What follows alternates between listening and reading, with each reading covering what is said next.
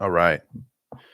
What's going on, man? What's going on, gals, ladies, everybody who's watching or not watching? Been wanting to do this for a minute. This is pretty sick. Let's see. All right. Cool. All right. So we're here in the live stream, and I just wanted to go over some thoughts I had this morning as I was reading my Bible on the book of James. Going through the book of James right now. Um, my wife and I will be going over it together soon in a little deeper dive, like individual book that goes over James and its contexts and its history and a little bit more in detail on that. But I was reading over it this morning. I wanted to, the Devo requires or it asks that you read over it first before diving into the actual book. And so that's what I'm doing. And it's cool. The book of James is actually really cool. And I've learned a lot about myself. I learned a lot about um, the cool simple aspects of our faith as Christians that we can grab from different books like this. It's not super, I mean, there's some words in there that are challenging and some contexts that you got to look into, but for the most part, James is a really great book to get started in. If you haven't started or if you want to start reading the Bible in any sort of way, it's really cool. Kind of like the fundamentals of Christianity a little bit. Um, Talks about a lot of really cool things, like just for example, like I'll just go over some of the titles within this book, the chapter titles. So trials and temptations, listening and doing. Then we have favoritism forbidden, faith and deeds. It's like really cool practical things. Taming the tongue, two kinds of wisdom, submit yourselves to God, boasting about tomorrow. This is really cool stuff. Warning to rich oppressors, which is what we're reading today, patience and suffering, the prayer of faith. And just really cool, man. It's just really cool. The how practical all those titles are, right? And how applicable they are to us.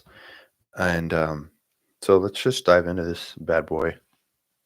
And so this morning, today, I went over um, James 5, 1 through 6. And essentially, this is the warning to rich oppressors. Warning to the rich is how it's written in the translation that I read this morning. But I'm on the Bible app here on my iPad, and it's NIV is what I'm on. So I'm going to read through it really quick. It's not that long, just six verses long.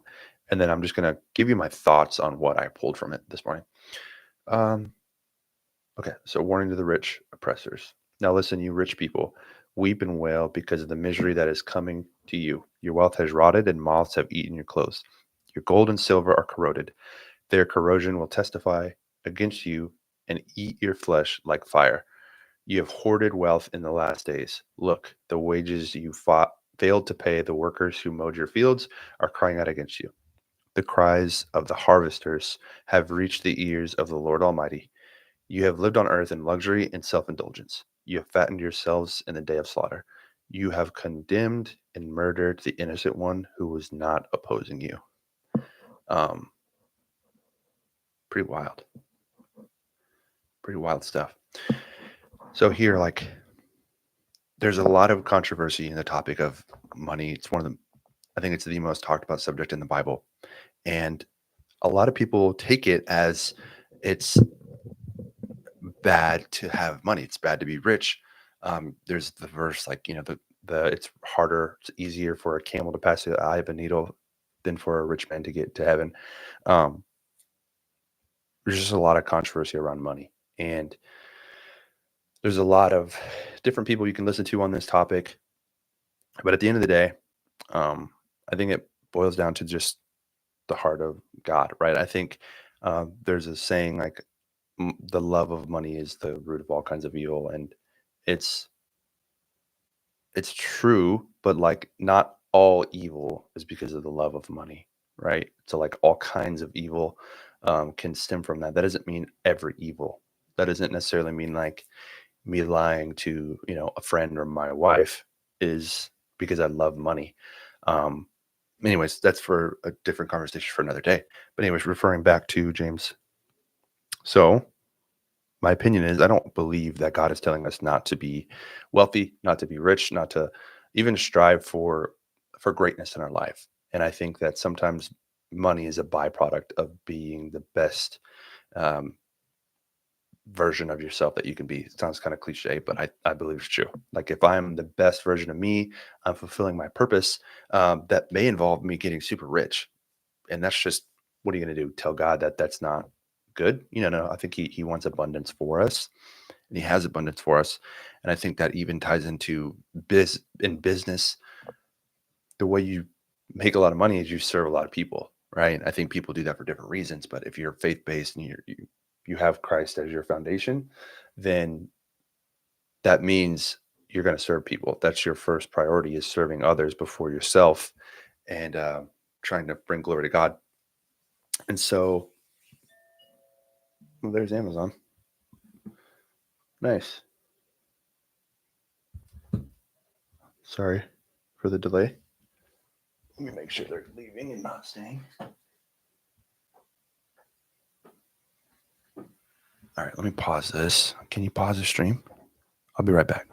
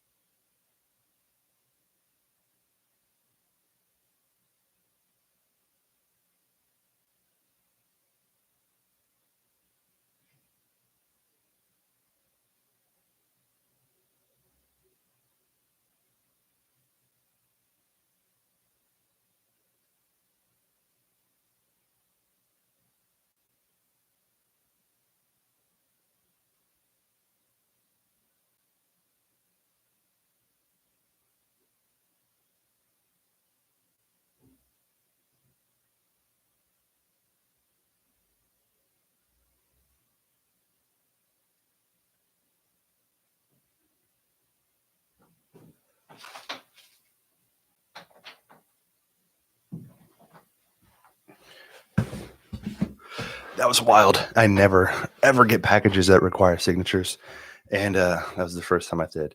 I think it's a microphone that I ordered. Um,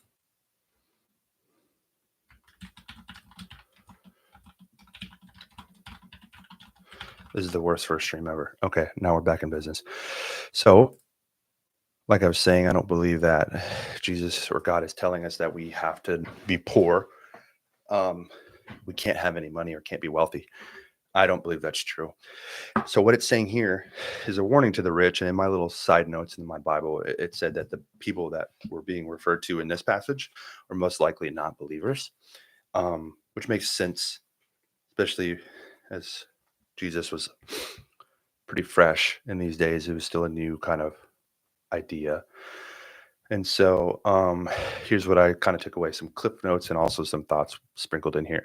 So James is warning the rich people who have let the love of money and things consume their hearts. It's just a warning. Hey, this is the path that you're going on. And so if you don't want to go on this path, then you got to straighten up. You got to change your ways. These people are materialistic and their possessions will be lost forever and will serve as evidence for their worldliness. And that's not what we're called to do as Christians, right? Even money or no money, we are not called to be of this world. And so materialism and just wanting to cling on to things and status and serving the world, that's not what we're called to do. So he's warning against these things, and these are the people that he's talking about, the materialistic ones. Corruption and um, and fraud for underpaid labor or unpaid labor, So that's a big one for business. If you're working with vendors or you're working with people who you're paying and they're doing work for you, um, pay them what you owe them. And if you can pay them more, then then do that. Like I'm not saying don't be unwise business people, but pay people what they're worth. Pay people handsomely, and they will love that, and um, they will talk highly of you, and they will recommend you, and they will come back and want to help you again or do work with you or for you again.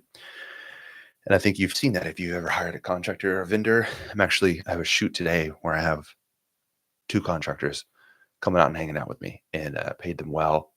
Um, it's going to be a great day. They're going to get free food. We're going to have fun. We're going to laugh. We're going to do some really good work. And then I have another contractor that I'm hiring to edit the video. And so it's going to be an incredible project overall. And so we want more of those. And so the last thing I wrote, like the clip notes, the rich here fed their luxuries and fattened their heart towards death.